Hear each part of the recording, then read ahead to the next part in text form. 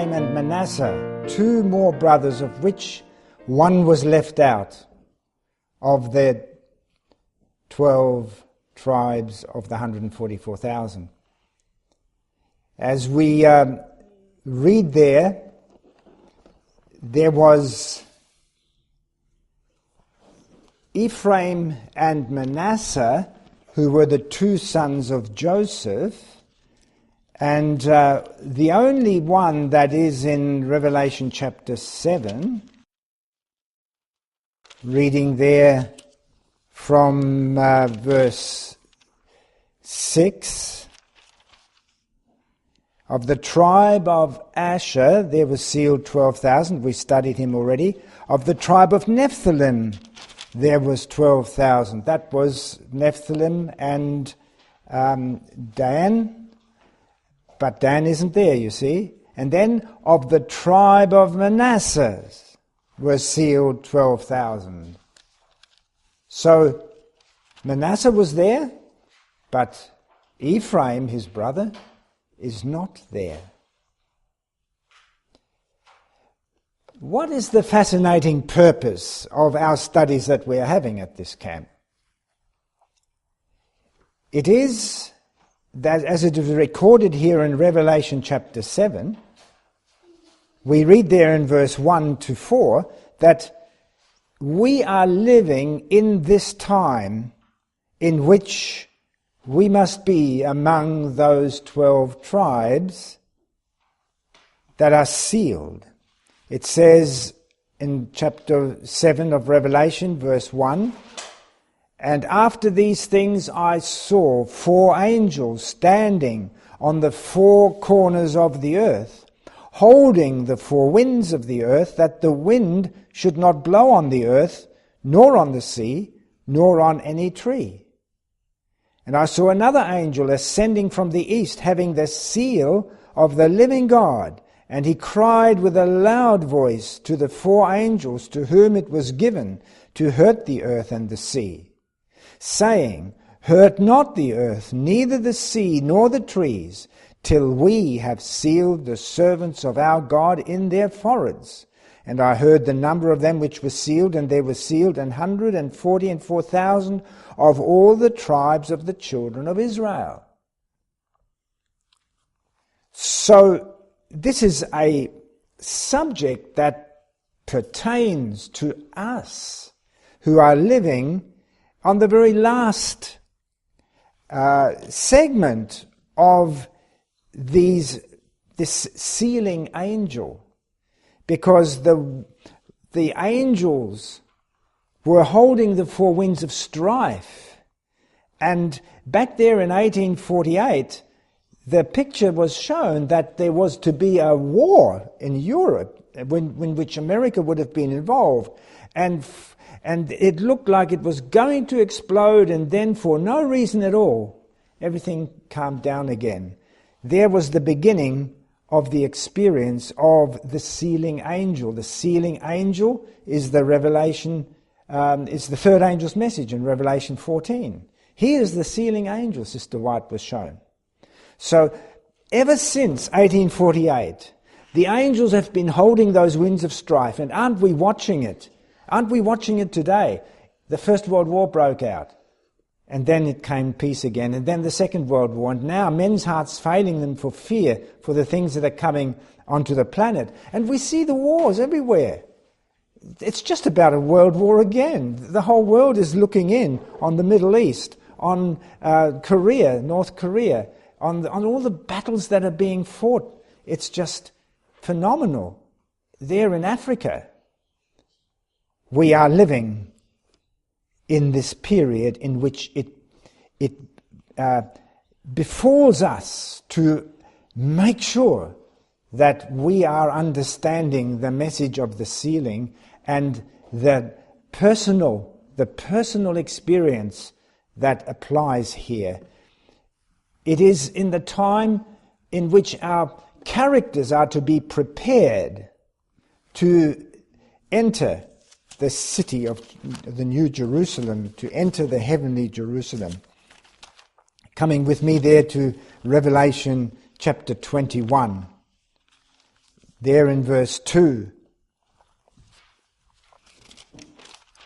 it says, "And I, John, saw the holy city, New Jerusalem, coming down from God out of heaven, prepared as a bride adorned for her husband." There is that bride that we are to be part of. And in chapter 19, verse 7 and 8, "And to her," to the bride, "the marriage of the Lamb has come," it says in verse 7. "And to her was granted that she should be arrayed in fine linen, clean and white. For the fine linen is the righteousness of the saints." So, the pure character that we are to develop, which the 144,000 come through in verse 14 of chapter 7. What are these? They have washed their robes and made them white in the blood of the Lamb. It's the righteousness of the saints. And we are studying this important exercise of developing that by watching the development of the sons of Jacob in their experience. This is our important subject meditation. Back to Revelation 21. Verse 12,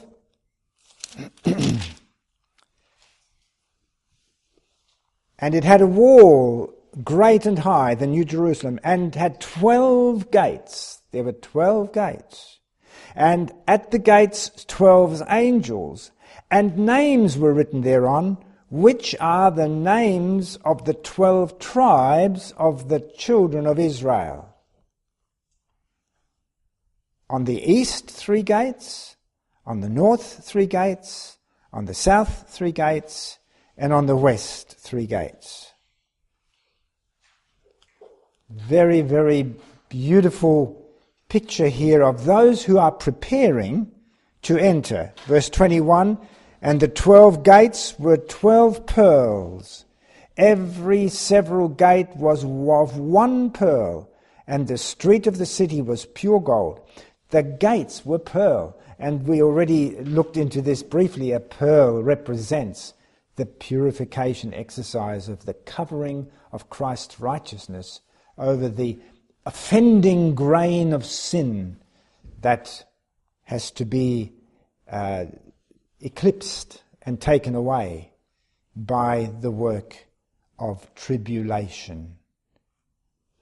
So as we are studying today, another character developing object lesson, which will leave another character trait unrefined and no pearly gate to enter through. This is Ephraim and Manasseh. Which one of the two is going to have a gate for his name? So, who were Ephraim and Manasseh? Who were they? We come to Genesis 48. And here it's very plainly revealed who they were. Genesis 48, verse 8 and 9.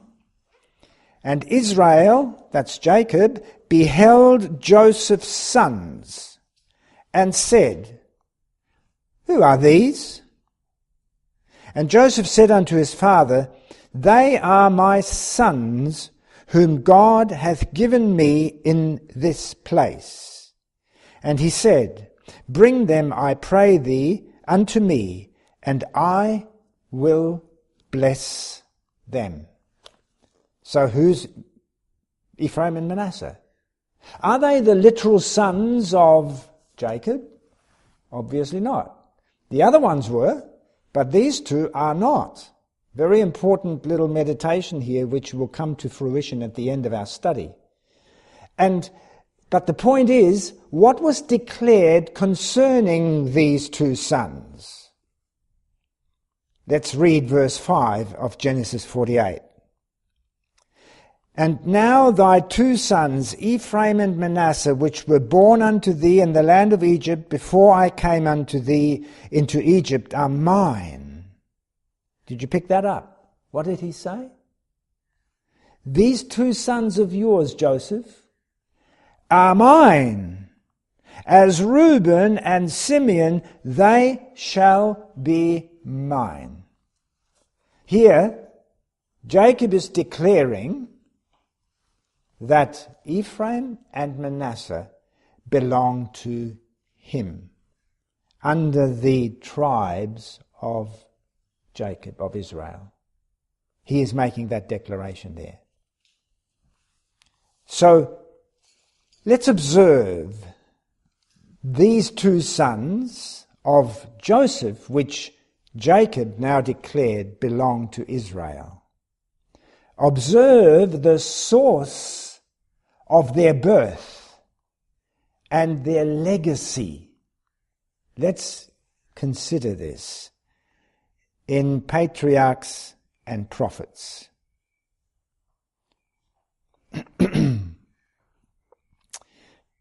Patriarchs and Prophets, reading there from page 234, paragraph 2. The sons of Joseph were to be formally instated among the children of Israel. Joseph, coming for a last interview with his father, brought with him Ephraim and Manasseh. These youths were connected, follow carefully now, here is the ingredient in these two sons, the genetical ingredient. These youths were connected through their mother with the highest order of the Egyptian priesthood. Joseph married a daughter of one of the Egyptian priests. Can you imagine? What sort of a legacy do these two children have from a mother of a pagan priesthood?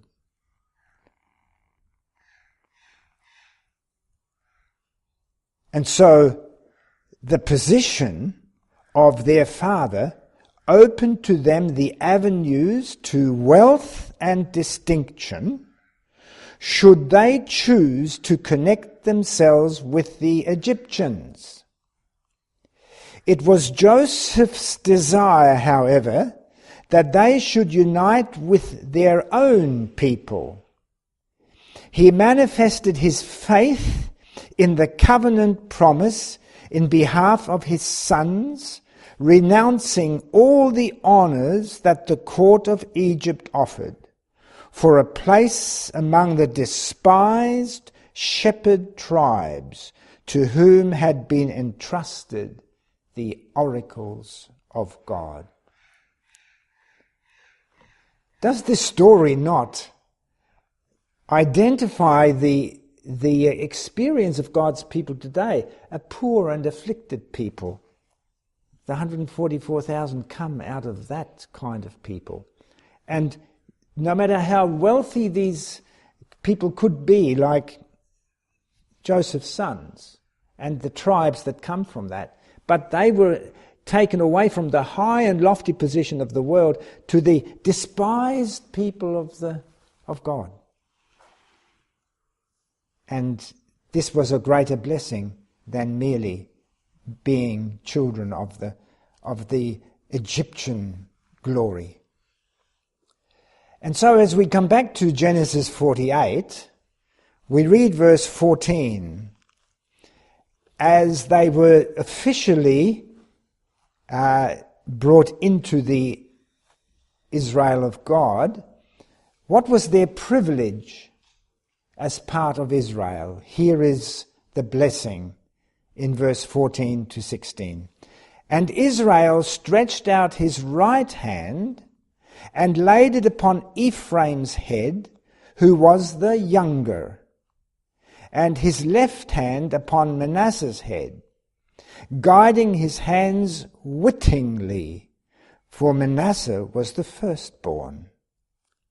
And he blessed Joseph and said, God, before whom my father Abraham and Isaac did walk, the God which fed me all my life long unto this day, the angel which redeemed me from all evil, bless the lads, and let my name be named on them, and the name of my fathers Abraham and Isaac, and let them grow into a multitude in the midst of the earth. Here is the blessing upon these two sons. To be named under Israel. And so these became part of the 12 tribes of Israel by the decree of the blessing of Jacob. What he was doing when he was crossing his hands to bless these two sons was very significant, so that his right hand fell on Ephraim. What special privilege did Ephraim gain?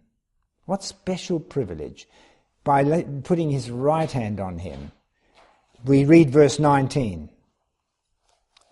And because in verse 18, Joseph said unto his father, Not so, my father, for this is the firstborn. Put thy right hand upon his head. But no, his father refused and said, I know it, my son, I know it. He also shall become a people, and he also shall be great, Manasseh that is. But truly this younger brother shall be greater than he, and his seed shall become a multitude of nations. So here was the blessing that Ephraim would become greater than Manasseh. And the blessing was repeated by Moses. Let's go there to Deuteronomy and see the blessing upon Ephraim and Manasseh. Deuteronomy 33, verse 17.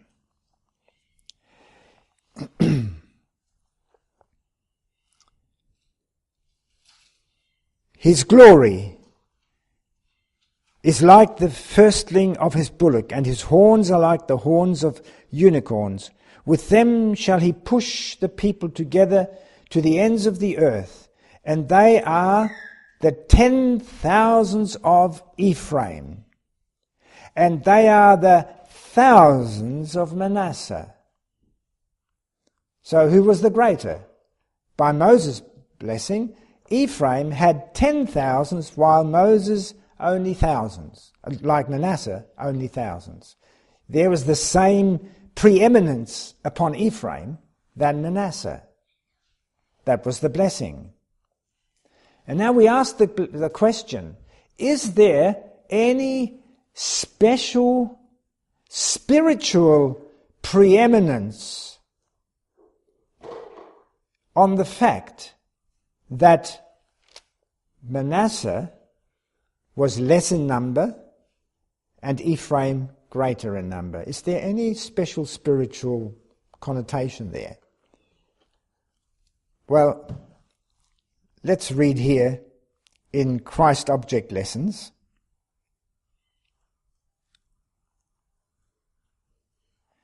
Christ Object Lessons, page 404. I'm reading there from paragraph 1. It says, not in our learning, not in our position, not in our numbers or entrusted talents, not in the will of man is to be found the secret of success. Feeling our inefficiency, we are to contemplate Christ, and through him, who is the strength of all strength, the thought of all thought, the willing and obedient will gain victory after victory. So although they were richly blessed, although Ephraim was blessed above Manasseh, but it wasn't the numbers that is the blessing. There was no spiritual power in that, as we read there. not in our numbers or entrusted talents, but our feeling our inefficiency. Feeling our inefficiency, we are to contemplate Christ, and through him, who is the strength of all strength, the thought of all thought, the willing and obedient will gain victory after victory. The victorious that will enter in through the gate are the people who are not necessarily greater in number. It's the spiritual blessing which is found in what? A deep sense of our great need. That was what we were singing there. How much I need thee. Feeling our inefficiency, we are to contemplate Christ, and through him we may gain those victories. So the blessing of a greater number was not the issue. And as we go carefully through the life of Ephraim, in contrast to the life of Manasseh, what characteristics marks Ephraim's legacy? Ephraim. What is written? There's much written about Ephraim, very little about Manasseh.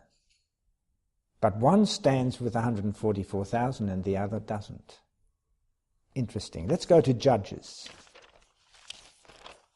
Judges 7, verse 24. Ephraim was greatly blessed, and here in verse 24 of Judges 7, it says, And Gideon sent messengers throughout all Mount Ephraim, saying, Come down against the Midianites, and take before them the waters unto Bethbara and Jordan. Then all the men of Ephraim gathered themselves together and took the waters unto Bethbara and Jordan, and they took 2 princes of the Midianites, Oreb and Zeb. And they slew Oreb upon the rock Oreb and Zeb. They slew at the winepress of Zeb, and pursued Midian, and brought the heads of Oreb and Zeb to Gideon on the other side of Jordan. Now here is an interesting exercise. Gideon, with his 300 men, had just done this great work and sent the Midianites scurrying. And as this was happening, Gideon realized that these 2 kings were on their way, and so he called upon Ephraim to chase them. And Ephraim, of course, here we go. Now, come to chapter 8, 1-3. And the men of Ephraim said unto him, after they had brought the heads of these kings, What hast thou served us thus? Why hast thou served us thus? That thou callest us not, when thou wentest to fight with the Midianites. And they did chide him with him sharply. What were they doing? How was Ephraim showing a certain characteristic here? What was the characteristic? Weren't they envious? Weren't they upset? Why didn't you use us first of all? Why did you call us last of all? This is the legacy of pride. Goes on to say, he said unto them, now notice how he sort of palliates them. Gideon said unto them, What have I done now in comparison of you? Is not the gleaning of the grapes of Ephraim better than the vintage of Abiezer?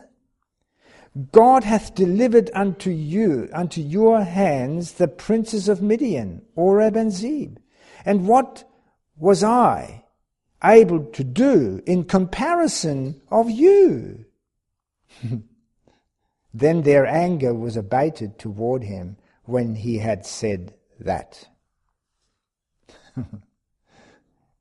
Ephraim revealed this legacy of pride. Here we are, you are using us last of all. Why didn't you bring us into the heat of the battle in the first place? We wanted to be part of that. And they were really chiding with him. They were really giving him a hard time. And so he had to palliate them and lift up their ego. Look at you, you've done greater than we've done. And observe how God laments over Ephraim. He laments many times over Ephraim. Let's go there to Jeremiah 31. God knows the heart of this people, and he already foresees what is going to happen. And here in Jeremiah 31 verse 20, we read, "Is Ephraim my dear son? Is he a pleasant child? For since I spake against him, I do earnestly remember him still. Therefore my bowels are troubled for him. I will surely have mercy upon him, saith the Lord." You can just about see a foreboding that is expressed here about Ephraim. Is he really my pleasant child? I spake against him already. I do earnestly remember him still. My bowels are troubled for him. But I have mercy for him. And so he is lamenting here. And notice Isaiah chapter 11 verse 13. Isaiah chapter 11 verse 13. "The envy also of Ephraim shall depart, and the adversaries of Judah shall be cut off. Ephraim shall not envy Judah, and Judah shall not vex Ephraim." So there was envy, the envy of Ephraim. This is a declaration here of the problem with Ephraim. Again, there is this envious nature, this nature in Ephraim. Ephraim's legacy that he gained, that if he was not in the highest position, he would be, his nose would be put out of joint, as we say.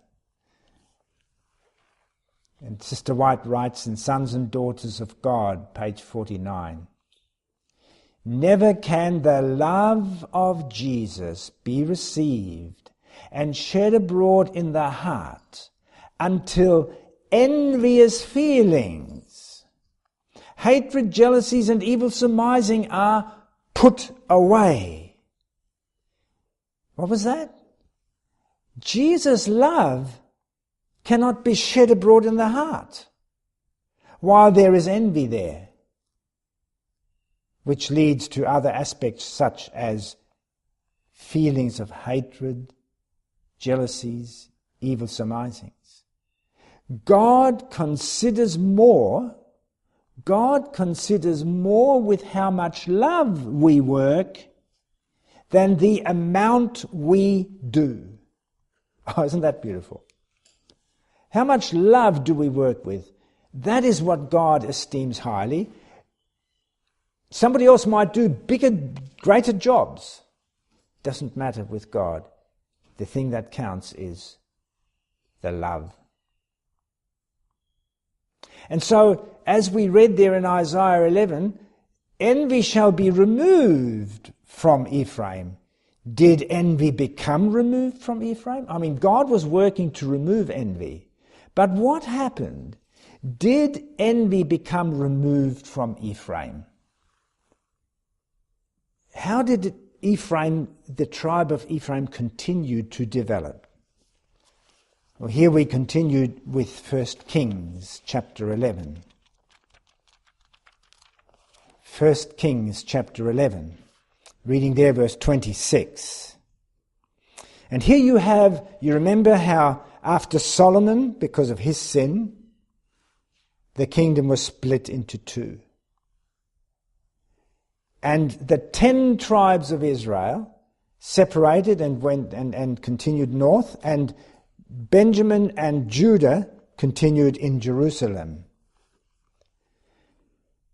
And if we look here at verse 26, the king who took over the tribes of the north, the 10 tribes, his name was Jeroboam, the son of Nebat, verse 26. And what tribe did he come from? An Ephrathite. Ephraim. He was the king who took over from Solomon, where Rehoboam took control of Jerusalem. He was Solomon's servant, whose mother's name was Zeruiah, a widow woman. Even he lifted up his hand against the king, Rehoboam. And the story continues in chapter 12, where the splintering of the kingdom took its full course. Reading there from verse 16 of chapter 12. So when all Israel saw that the king hearkened not unto them, the people answered the king, saying, What portion have we with David? Neither have we inheritance in the son of Jesse. To your tents, O Israel, now see to thine own house, David. So Israel departed unto their tents. But as for the children of Israel which dwelt in the cities of Judah, Rehoboam reigned over them. Then King Rehoboam sent Adoram, who was over the tribute, and all Israel stoned him with stones that he died. Therefore King Rehoboam made speed to get him up to his chariot to flee to Jerusalem. So Israel rebelled against the house of David unto this day. We know that they were discontinued as God's faithful people. And this was under the headship of Jeroboam from Ephraim. It came to pass when Israel heard that Jeroboam was come up against that again, that they sent and called him under the congregation and made him king over all Israel. And there was none that followed the house of David but the tribe of Judah, and later it mentions Benjamin.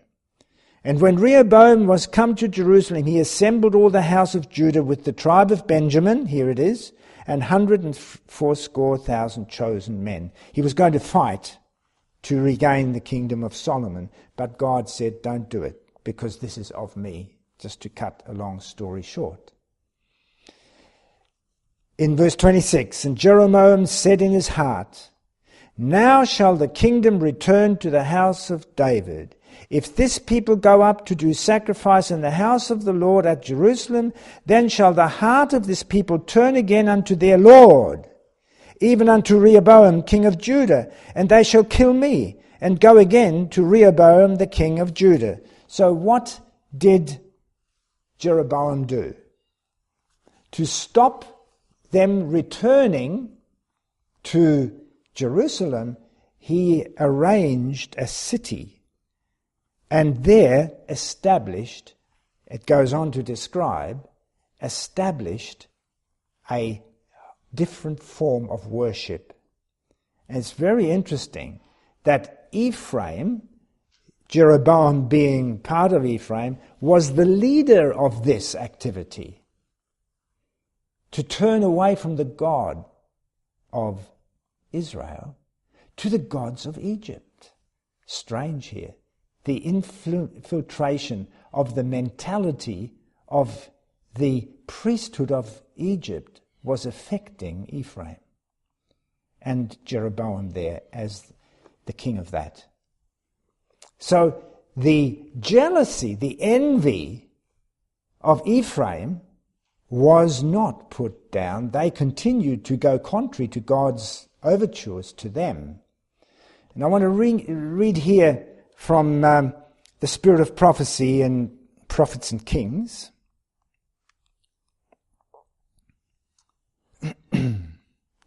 Prophets and Kings, reading there from page 100, paragraph 2.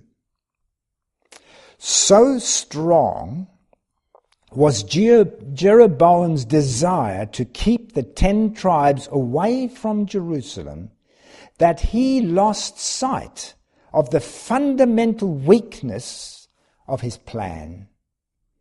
He failed to take into consideration the great peril to which he was exposing the Israelites by setting before them the idolatrous symbol of the deity with which their ancestors had been so familiar during the centuries of Egyptian bondage. Can you see something coming through Ephraim here? As I mentioned before, the Egyptian priesthood. Jeroboam's recent residence in Egypt should have taught him the folly of placing before the people such heathen representations, but his set purpose of inducing the northern tribes to discontinue their annual visits to the holy city led him to adopt the most imprudent of measures. "It is too much for you to go up to Jerusalem," he urged. "Behold thy gods, O Israel, which brought thee up out of the land of Egypt." Thus they were invited to bow down before the golden images and adopt strange forms of worship. Ephraim was really degenerating, not progressing. And as we see Ephraim, the tribe of Ephraim, together with the other tribes of the 10, as we see them going down this path, let us enlarge God's consideration of envy that is leading them down this path of finally losing their position entirely. What does Proverbs 27:4 say in reference to this envious nature of Ephraim that was their undoing? Proverbs 27, verse 4. "Wrath is cruel and anger is outrageous, but who is able to stand before envy?" Envy is worse than all the others. It has a detrimental effect. And coming there to, in this study of envy that was harbored by this tribe, by the Ephraim people, Proverbs 14, verse 30. It says, "A sound heart is the life of the flesh, but envy the rottenness of the bones." What does envy do? It rots your spirituality. It rots the bones. It deteriorates us away from God's pure, beautiful experience, as we read before, that it shuts out the love of Jesus. Let us read then Testimony Volume 5, page 56. Here is that whole page deals with envy, so that we can actually see why Ephraim, holding on to this envious way, was finally dismissed from the faithful tribes. Envy is not merely a perverseness of temper, but a distemper which disorders all the faculties. It began with Satan. He desired to be first in heaven, and because he could not have all the power and glory he sought, he rebelled against the government of God. He envied our first parents and tempted them to sin, and thus ruined them and all the human race. The envious man shuts his eyes to the good qualities and noble deeds of others. He is always ready to disparage and misrepresent that which is excellent. Men often confess and forsake other faults, but there is little to be hoped for from the envious man. There is what? Little to be hoped for the envious man. Since to envy a person is to admit that he is a superior, pride will not permit any concession. The Pharisees could not. Pride did not permit them to concede. If an attempt be made to convince the envious person of his sin, he becomes even more bitter against the object of his passion, and too often he remains incurable. So here we see the development of the condition of Ephraim, incurable. The envious man diffuses poison wherever he goes, alienating friends and stirring up hatred and rebellion against God and man. He seeks to be thought best and greatest, not by putting forth heroic self-denying efforts to reach the goal of excellence himself, but by standing where he is and diminishing the merit due to the efforts of others. Envy has been cherished in the hearts of some in the church, as well as in the college. God is displeased at your course, I entreat you, it goes on to say. So here is the condition in which Ephraim developed a point of no return because of this envious condition. We observe the Jeroboam's and Ephraim's, the result that comes from that. Let's go to Hosea chapter 7. Hosea chapter 7, verse 8 to 10. Here is God speaking in reference to Ephraim, even there in the time of Hosea still. Ephraim, he hath mixed himself among the people. Ephraim is a cake not turned. Strangers have devoured his strength, and he knoweth it not. Yea, grey hairs are here and there upon him, yet he knoweth it not. What does that remind you of? Who can be an Ephraimite? Thou sayest thou art rich and increased with goods, and have need of knowing, and knowest not? Right? Ephraim is like that. The Laodiceans, who stay Laodicean, are identified by Ephraim. They miss out. Yet he knoweth it not. And the pride of Israel testifieth to his face, that they do not return to the Lord their God, nor seek him for all this. What a sad story. Ephraim is systematically described as coming to a point of no return. How did God try to help him? Remember it says, but I will have mercy on him. We read that. How did God try to help him? God wasn't going to give Ephraim up. So let's go there to Hosea chapter 11 and see what God says about Ephraim there.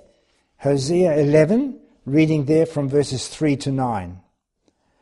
I taught Ephraim also to go, taking them by their arms, but they knew not that I healed them. Wow. Here are a people where if you were of the tribe of the people of Ephraim, God would be helping you and you wouldn't even be recognizing it. I drew them with the cords of a man, with the bonds of love, and I was to them as they that take off the yoke on their jaws, and I laid meat unto them. But sad story here.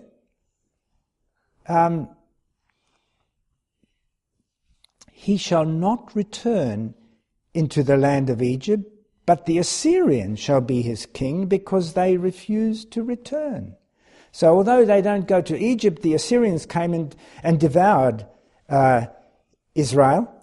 And the sword shall abide on his cities, and shall consume his branches and devour them, because of their own counsels. And my people are bent to backsliding from me. Though they called them to the Most High, None at all would exalt him. How shall I give thee up, O Ephraim? How shall I deliver thee, Israel? How shall I make thee as Admah? How shall I set thee as Zeboim? Mine heart is turned within me. My repentings are kindled together. I will not execute the fierceness of mine anger. I will not return to destroy Ephraim, for I am God and not man, the Holy One in the midst of thee, and I will not enter into the city. So you can see the heart of God here. And for those who are of the Ephraim mind, God doesn't want to give us up. He keeps on striving so hard. Then come to verse 12. And there, in the first part, Ephraim compasseth me about with lies, and the house of Israel with deceit.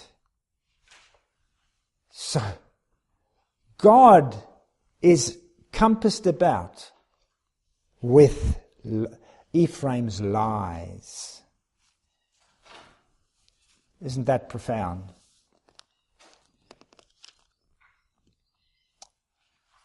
So,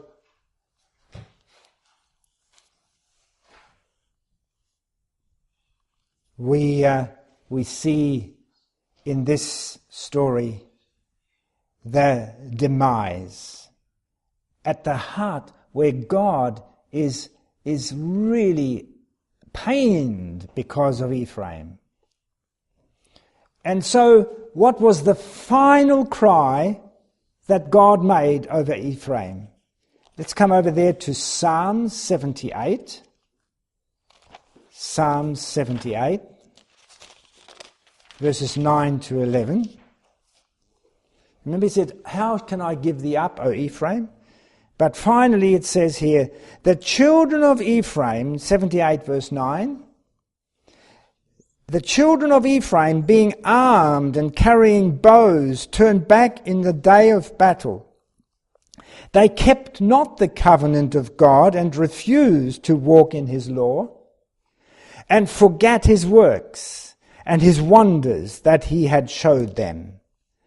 Marvelous things did he in the sight of their fathers in the land of Egypt, in the field of Zoan. So, what is it saying? He kept not the covenant of God and refused to walk in his law. Here lies the reason why people miss out. It's not because they are weak. It's not because they've made mistakes and have done serious sins. It's because they refuse. It's a decision. And doesn't that comfort each one of us?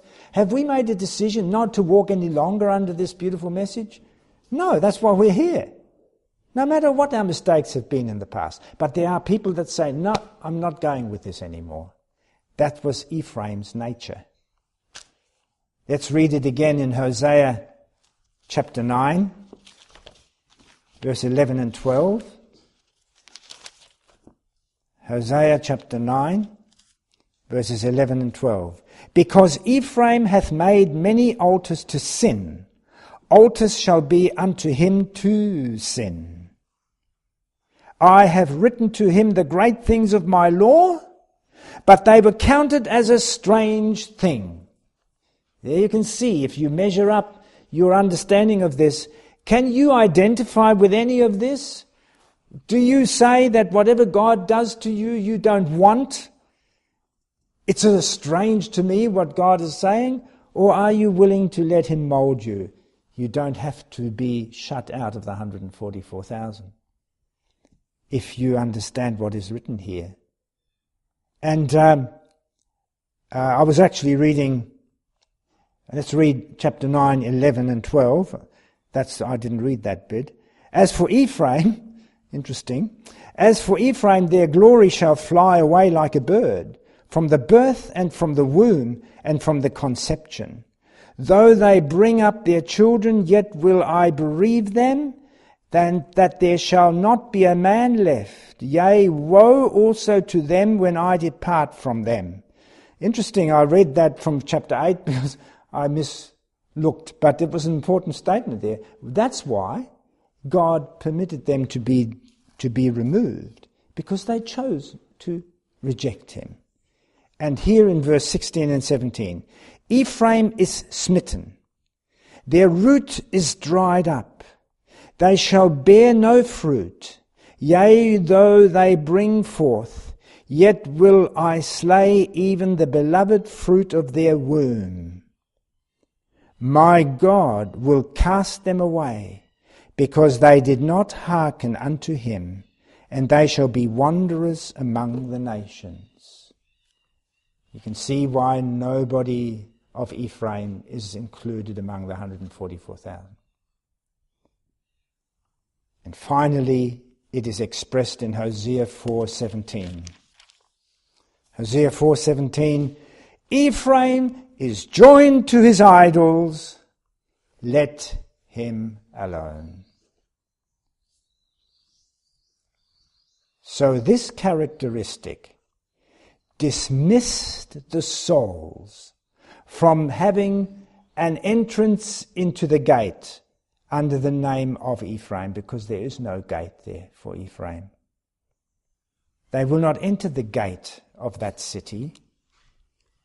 Here it is in a very powerful little statement in where I was reading from Christ Object Lessons before. Christ Object Lessons there, page 404, paragraph 2. Halfway down it says, heaven's golden gate opens not to the self-exalted. It is not lifted up to the proud in spirit, but the everlasting portals will open wide to the trembling touch of a little child. Blessed will be the recompense of grace to those who have wrought for God in the simplicity of faith and love. The golden gates, the pearly gates, will not be opened to the self-exalted. It is not lifted up to the proud in spirit who have envy. That's why Ephraim won't be there. But what about Manasseh?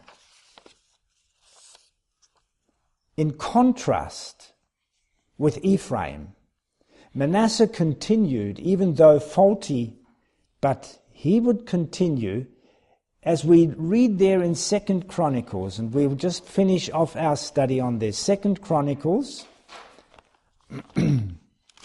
just to know that the humility of Manasseh, being smaller in number, was of greater value than those of the pride of Ephraim. So it's 2 Chronicles, chapter 30. 2 Chronicles 30, verse 1. And Hezekiah sent to all Israel and Judah, and wrote letters also to Ephraim and Manasseh, that they should come to the house of the Lord at Jerusalem to keep the Passover unto the Lord God of Israel. And remember how Ephraim, Jeroboam said, no, we're not going to send them there. Now, notice verse 10 and 11. We've read this once before. So the posts passed from city to city through the country of Ephraim and Manasseh, even unto Zebulun, but they laughed them to scorn and mocked them. Nevertheless, diverse of Asher and Manasseh and of Zebulun humbled themselves and came to Jerusalem. So none of Ephraim, but the Manasseh, and we already read about Asher, how he humbled himself. Manasseh also, certain of Manasseh, humbled themselves and did come to Jerusalem. They responded to the call. And as a consequence, the people of Manasseh there could be remnant out of that tribe that could enter into the gate under the name of Manasseh. Manasseh, the lesser in blessing, but privileged. A privilege which he savoured because he was not really any of the birth, of the literal birth of Jacob. But these two sons were grafted into the tribes, but Manasseh was the one who held on to that. Let's just read one more quote here from 1 Chronicles 5, verse 20. 1 Chronicles 5, verse 20. And they were helped against them, and the Hagarites delivered into their land, and all that were with them, for they cried to God in battle, and he was entreated of them, because they put their trust in him. Who is this talking about, they? It's Reuben, the Gadites, and the tribe of Manasseh, of valiant men. So they cried for the help of God. There was the touch of a child, depending, humbling themselves again. Now, because God had installed these two sons, Manasseh respected that, the Manasseh kind of people. And you can actually see this expressed by Apostle Paul in the book of Romans. This is what Manasseh, the people of Manasseh, embraced this privilege, even though they were not the literal born to the sons of Jacob, yet they were incorporated by being grafted. And here, Romans 11, verse 17. And if some of the branches be broken off, and thou, being a wild olive tree, wert grafted in among them, and with them partakest of the root and fatness of the olive tree, boast not against the branches. But if thou boast, thou bearest not the root, but the root thee. Verse 19, thou wilt say then, the branches were broken off, that I might be grafted in. So here was a fact that Apostle Paul is talking about, that people like Manasseh appreciate the fact that they, while they were not the natural born of Jacob's sons, yet they felt, Manasseh felt privileged. And there, if we turn to verses 18, continue there, verse 18 and then 20 and 25, boast not against the branches. If thou boast, thou bearest not the root, but the root thee. Verse 20 and 25 through to 25. Well, because of unbelief they were broken off. Yeah, Ephraim was broken off because of unbelief. And thou standest by faith. Be not high-minded, but fear. For if God spared not the natural branches, take heed lest he also spare not thee. Behold therefore the goodness and severity of God. On them which fell, severity, but toward thee, goodness, if thou continue in his goodness. Otherwise thou also shalt be cut off. And they also, if they abide not, still in unbelief, shall be grafted in, for God is able to graft them in again. For if thou wert cut out of the olive tree which is wild by nature, and wert grafted contrary to nature into a good olive tree, how much more shall these, which be the natural branches, be grafted into their own olive tree? For I would not, brethren, that you should be ignorant of this mystery, lest you should be wise in your own conceits, that blindness in part is happened to Israel, until the fullness of the Gentiles be come in. So here is a principle which the Manasseh people could actually realize, oh, I'm not the natural line, but I'm grafted in here. I'm going to savor that. I'm going to hold on to it. Ephraim, he was affected by the world. These are the people that permit the world to make them envious of all sorts of things and fill them up with pride, etc. But Manasseh, not much written about him, but enough to show that these are the people that have a possibility of becoming part of the 144,000. So in that we see why Ephraim is not among the 144,000, but Manasseh is. And may we take hold of these lessons as we measure ourselves with these pictures. Where do I stand? Do I harbour envy? Do I decide because of my envy that I'm not going to make a decision to stay with it? You know, that's what you see, isn't it? People become envious and then they say, you know, this is one of the things that I have suffered over the years. People have said when they come to this message, wonderful, we've never heard it like that before. But then what comes in after a while? Envy starts coming in. And envy comes along and disturbs the activity of Jesus in the heart. And then those very people who've said, wow, this is wonderful, they've given wonderful testimonies, they finally are not there anymore. This is often I've scratched my head over this many, many times. All through the years of the ministry, people have come and people have gone, who have once been praising the Lord for what it was. So yes, we have to guard carefully that we don't fall into Ephraim's mould, but stay very humble and open our hearts to the privileges that are ours as we have been studying here. May God bless us as we take this to heart.